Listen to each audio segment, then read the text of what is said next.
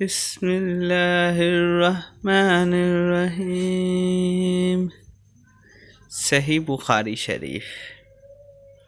ہم کو عبداللہ بن یوسف نے یہ حدیث بیان کی، ان کو مالک نے ہشام بن عروہ کی روایت سے خبر دی، انہوں نے اپنے والد سے نقل کی، انہوں نے ام المومنین عائشہ صدیقہ رضی اللہ عنہا سے نقل کی۔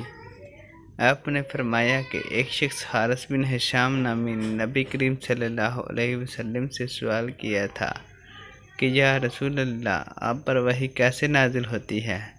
آپ صلی اللہ علیہ وسلم نے فرمایا کہ وحی نازل ہوتے وقت کبھی مجھ کو گھنٹی کی سی آواز محسوس ہوتی ہے، اور وحی کی یہ کیفیت مجھ پر بہت شاق گزرتی ہے۔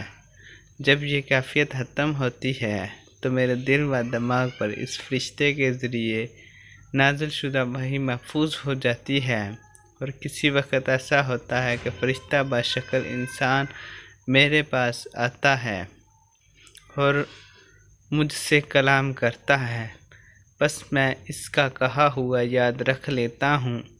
عائشہ رضی اللہ عنہا کا بیان ہے کہ میں نے سخت کڑاکے کی سردی میں نبی کریم صلی اللہ علیہ وسلم کو دیکھا ہے کہ آپ صلی اللہ علیہ وسلم پر وحی نازل ہوئی، اور جب اس کا سلسلہ موقوف ہوا تو آپ صلی اللہ علیہ وسلم کی پیشانی پسینے سے شرابور تھی۔